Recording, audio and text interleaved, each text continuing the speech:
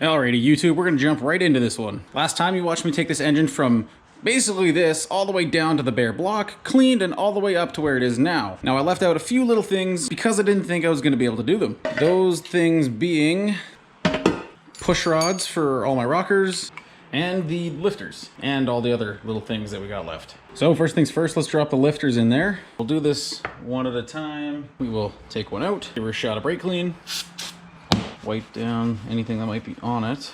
And then to be thorough, we'll just give this quick little dunk in this extreme pressure lubricant. And then for the rest of it, we'll just give it a nice coating of assembly lube. Okay, that's probably plenty. Then from here, we'll go drop each one in the engine in their order. 1, 2, 3, 4, 5, 6, 7, 8. All right, now we can move on to the push rods. I did mention last time that the push rods I have might not be long enough. They make these fancy push rod tools. It's basically a mock push rod that you can extend to whatever length you need it to be to know what size push rod you need to find. Now, the reason why I think I might need longer push rods is because when you compare the old cam to the new one that I put in there, the way they got more lift out of the cam was by shrinking this base circle of your lobes and then slightly increasing the lobe height. Because they shrunk the base circle of the cam by however much, because they shrunk that base circle, the push rods now have to be that much longer. Now, I did measure it, and between the old cam and the new cam, the difference is only 0.08 of an inch. Honestly, it might not be that big of a deal now that I'm thinking about it. So what I'm gonna do, I will take one of the factory push rods, install it in cylinder 1, and then I will take the tool, also on cylinder 1, it's at TDC, so it's fine to set both of these up. I will adjust this so it's 0.08 longer than factory, and if it looks like it's gonna make that much of a difference with the longer one, then I'll try to find some push rods. Otherwise, we're gonna run these ones if they look all right, because I don't have the time or money to go look for push rods. Now, the way I'm gonna do this might be a little strange. We'll bring this out to 0.08, lock that down. And now out of the back here, we have a 0.08 inch stick out. This is gonna be really rough. I'm gonna be eyeballing this. So I think this is a Comp Cams tool. Yeah, Comp Cams. 7902 if you're looking for one of them. Get the adjustable one so that it's roughly that 0.08 stick out past the original. It's a very rough measurement, but it's gonna be close enough. It's just that much longer. Drop the original down in here. Use 2 wrenches to lock this guy down. Okay. I'm gonna set these kind of the old school way of spinning your push rod, tightening the nut, right until that push rod stops spinning with your fingertips. These rockers are meant to be set at 0 lash because these are hydraulic lifters. They pump up with oil pressure. As you can see, if I push on the push rod, the lifter moves up and down a little bit. That's how it gets oil from the bottom of your engine to the top to lubricate all of this. We'll start dialing that in. Literally just fingertip pressure until it stops spinning. Oh, right there. That's pretty close, actually. It is a little loose, but most rockers are at TDC. I can't feel any play in that. Once you get to your 0 lash, I believe a lot of manuals will tell you one more full turn. The spec that I'm kind of familiar with is about a half turn because everyone's hand adjustments are all different. No one has the same feels. Go with a half turn and see how that feels. 1/2.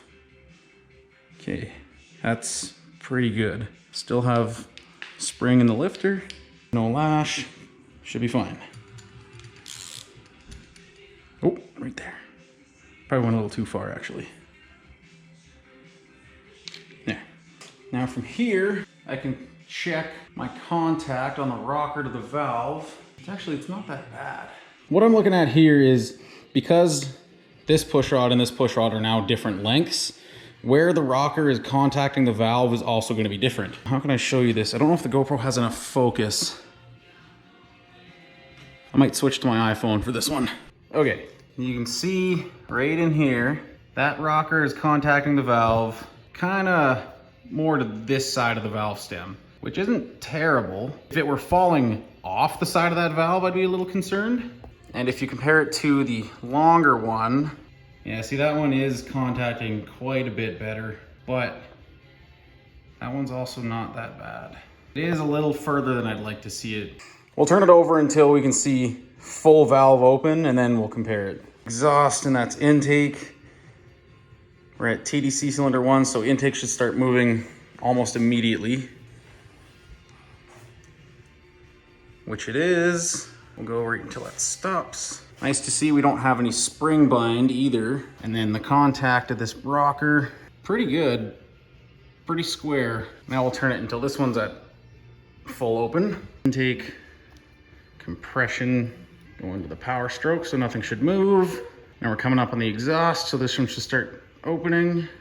There she goes. Looks like full open right there. Actually doesn't look that bad. You know what? It might wear out the one side of that valve, but that's not that bad. Yeah, I put cylinder 1 back to TDC, and in looking at them again, this guy is a little more to the left side of that valve stem, and this one, focus, is a little more to the middle, but not by much. I've said it multiple times before, this is a shitbox build. Because money, time, and finding push rods that are that much longer, I'm gonna use the factory ones. Sorry to all the engine builders I'm probably making cringe right now, but it's what I gotta work with. I'm accepting it. Now that all that is sorted out, I'm gonna take all these off, lube the ball and socket in each of them, lube the push rods, and then throw it all together. We'll take these off in an orderly fashion and keep them organized. These are much like small block Chev rockers in that they have just a little ball socket and a slot in there. Also, I never mentioned it, but the slot was never binding on the stud at all either, so I think we're gonna be fine. Springs were good, rockers, push rods. I think we're all right. All I'm gonna do for these is just a little dab there, a little dab in there, and a little bit in here as well. Drop you in, that'll be perfect. Cool. All right, there goes the process. Alrighty, now we can flip this thing back over because it's time for the finishing of the oil pump and pan fitment. Okay, you can put the oil pump on now. I don't believe it needs a gasket. I don't think it had one when I took it off. And then this pickup, which it was supposed to put under the main cap bolt. This also fits extremely loose. So try to expand that out a bit. I'm wondering if I can just jam this in here. Maybe I can flare that out a bit.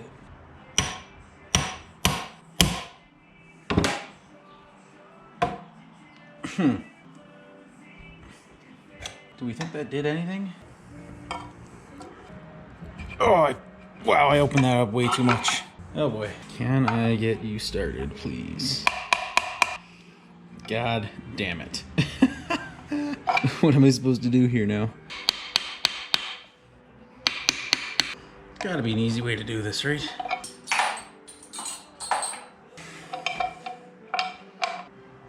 Maybe if I get that started, that might work.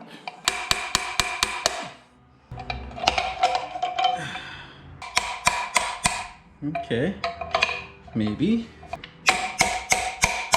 Ha! Oh, we are clear. It is that tight. That's good news. Oh, I need to turn you though. Oh, yes. Yes. Let's get that bolt started. Good. Kind of beat the shit out of that little lip, but I'd say she's pretty in there. Verify this thing still rotates properly. Uh-oh. Oh, really? It's hitting right there. Right there. Oh, you've got to be kidding me. Also hits on here. What the fuck do I do there? It's fine. Oh, you just hit. If you didn't know, this oil pickup is not from this engine. There we go. Clear. Nothing else is hitting. Now, I know a lot of people say you should at least put a tack weld on your pickup tube. Because this one is retained with a bolt, it can never leave that way.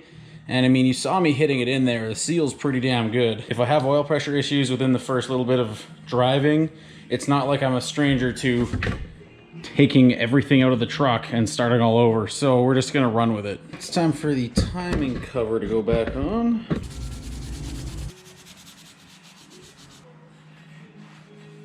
It's right over the bolt holes because I'm a savage.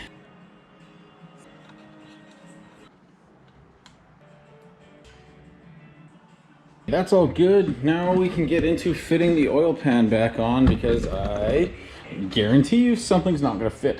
Probably this is in the way. Actually, that's closer than I thought it was gonna be. But it is touching something. Alright, let's see what the problem is.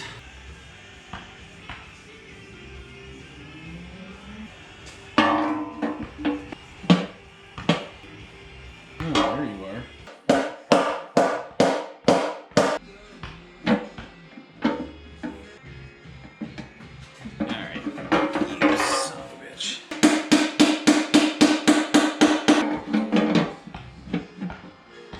That's promising.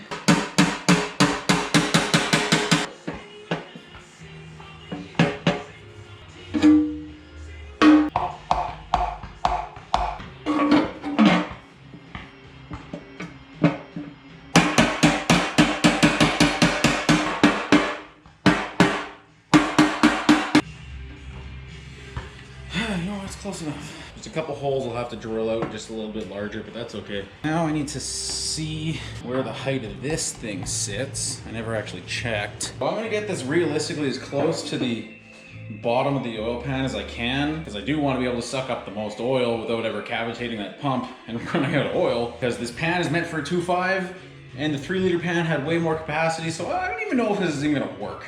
It's not sitting that bad at all, actually. Take a peek through the GoPro and see what this looks like. That's not bad at all. Brute force it. That's actually probably gonna hit the oil pan now that I think about it.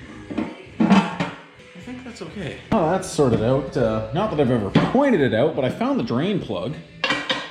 I'm curious where the oil level is going to be in this, because I do need to sort out the dipstick. The capacity, I think, is like just under 4 liters. Okay, so this jug I filled up is 3.78 liters, which is pretty much the oil capacity of this thing. So I got the pan sitting level. I know you don't believe me, I don't either. Let's see where oil capacity is going to lie. This is very redneck of me, whatever. Well, this is like absolute max. You know what I just realized? I don't know how I'm getting this back in the bottle.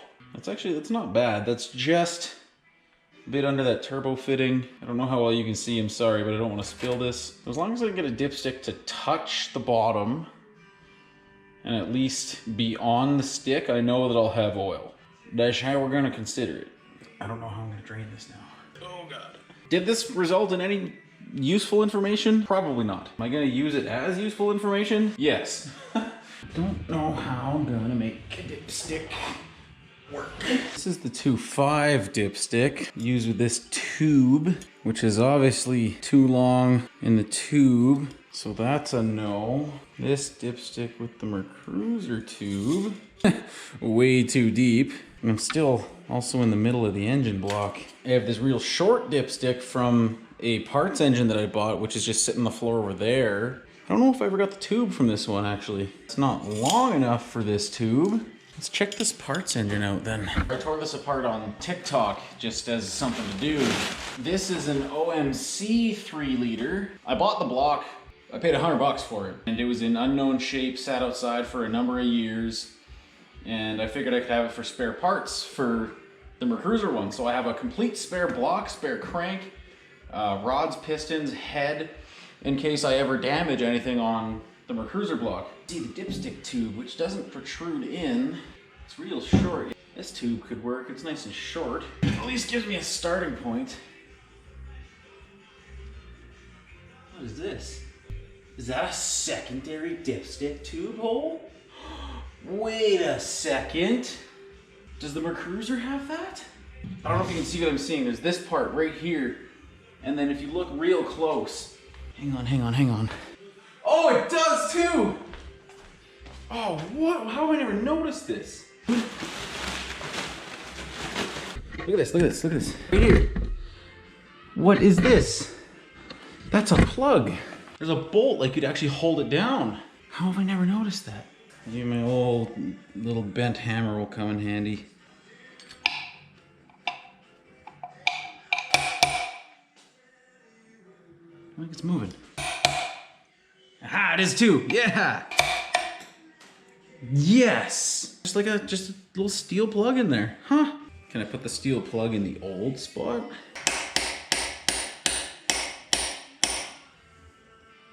Cool. Now the 2.5 dipstick does fit. Oh my god, that'll work perfectly. Look at this. So when I was looking at the oil level when I filled my pan up with water, right up to this little weld on the front here, that weld sits somewhere like right about here, almost dead in line with the top of the crank. Well, with the dipstick in the new spot, take my word for it if you can't see it, the full mark is right here, and that is just above the bottom of the crank line. That couldn't have worked out any better. That's crazy. Not sure if I'm a fan of that dipstick. Oh, well, what's wrong with that? Perfect. It is. Oh no, it's not. I thought it was touching the pickup tube, but it's pretty good. There's no way that just worked out that well. I can't believe it. Thank you. Thank you very much. After the dipstick victory, this is pretty much ready to go together, but I don't want to just bolt this pan on as is. I'm gonna do just a bead of silicone, smoosh it around the welds on the outside, much like I did on the inside here, and I've never had this one leak before. I don't want to have, you know, this much silicone on the inside of that pan. And if this leaks like a sieve, we can start over again.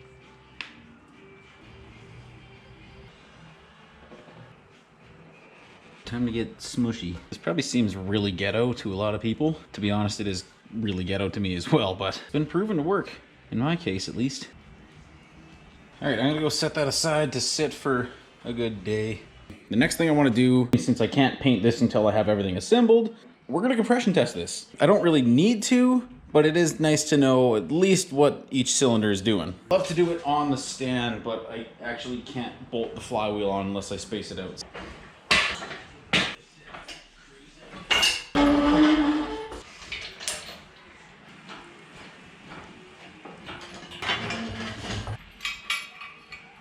Now for the flywheel, I don't know if I've actually shown this. This is a Mercruiser flywheel that I had refinished. I had about 15 thou taken off of it. This will work nice with a clutch. I got some 12-point ARP flywheel bolts, and this should all work pretty good. These do have lube that's supposed to be used with them, and they're supposed to be Loctited in, but I'm just gonna have the flywheel on here for such a short amount of time that I'm just gonna throw them in and torque them dry.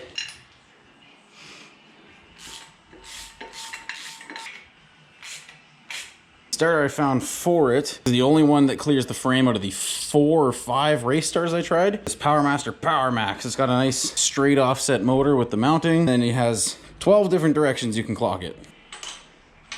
Just grab the whole starter. To there.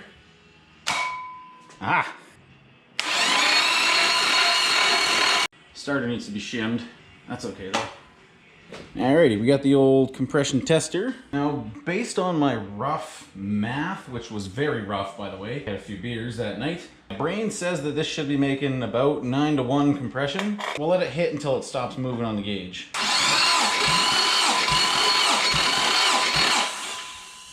Ooh, about 100 and... holy shit. God, that's almost 160. That's way higher than I thought it was gonna be. I'm gonna try this with some WD-40 down the cylinder and see if that makes it a little higher. Okay, still about 155, 160. Pretty much dead on 160. And holy shit, this one's higher. Oh, 165, wow. Okay, about 160. 160 basically across the board is really good. All right, I threw the engine back on the stand off camera, and now I'm just getting a little bit of dipstick fitment here. I will add just a little tab on here for a hold down as well.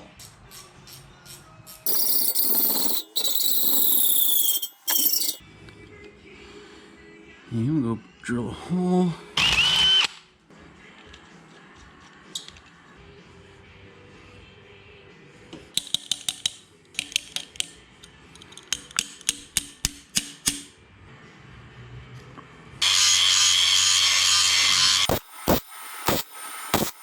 excessive for a hold down? Probably, but you know what? It's good. That sorts out the dipstick. It just needs a shot of paint. That'll probably happen off camera, but now we can bolt on the oil pan. Now I do have a new oil pan gasket. This back section sucks, but I could make it work. What I was gonna say is the rear part doesn't work at all. It's much too floppy. I have this piece from the old gasket, which does fit in here very nicely. This guy can stay in the groove. And with the new gasket, there, we just use a little bit of silicone to fill in the gaps. If you were curious, I did just decide to mask off the lip and paint the weld on the inside just so it never rusts. Tucked in, good there. Glob some in the corner to be safe. It's probably a lot, to be honest, but whatever. A little bit extra in the seam.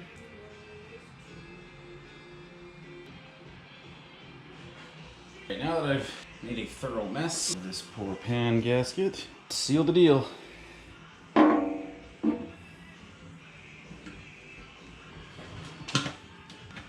Does seem like we got some good sealing going on.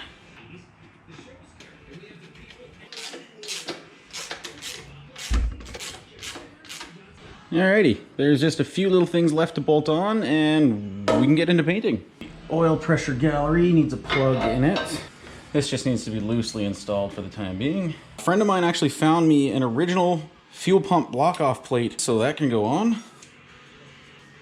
And we'll put the old junk oil filter back on. Any bolt I'm painting over I will take out and dress later.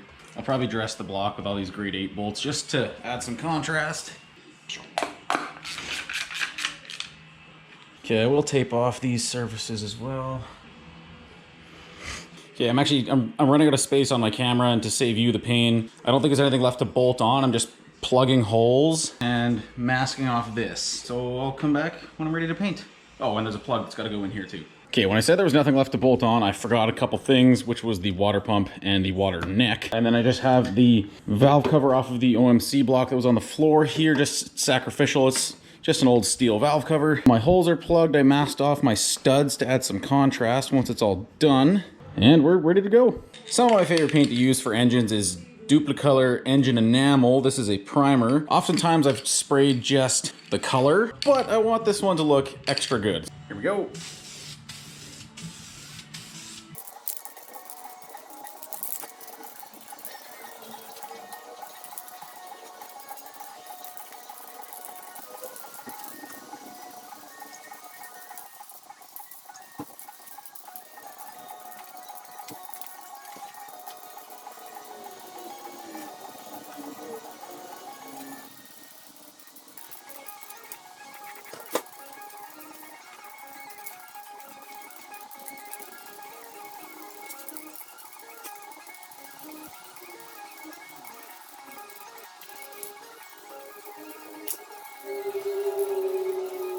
Alrighty, she's all gray and primery.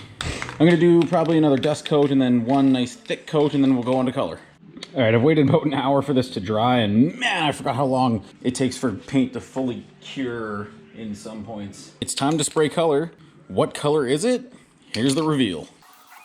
That's right, we're painting this engine Pontiac blue. I debated just painting it black or cast iron or some other color. After seeing the blue on the head, it gave me the idea to paint it Pontiac blue, or GM blue I guess, because this engine is kind of the predecessor or the inspiration behind the Pontiac SD4, which was a super performance build version of the Pontiac Iron Duke.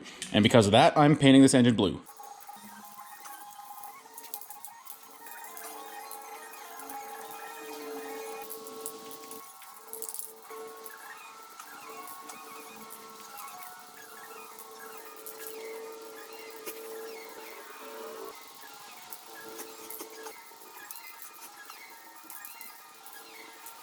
I don't know how well the camera shows this color, but holy shit, this looks so good. Alright, I'm gonna get in the second and third coats. Alright, this is set for about another hour. It's time for the final coat, which is Clear, also engine enamel. I'm just gonna zoom through this one, probably same thing, 2 or 3 coats, and we'll be done.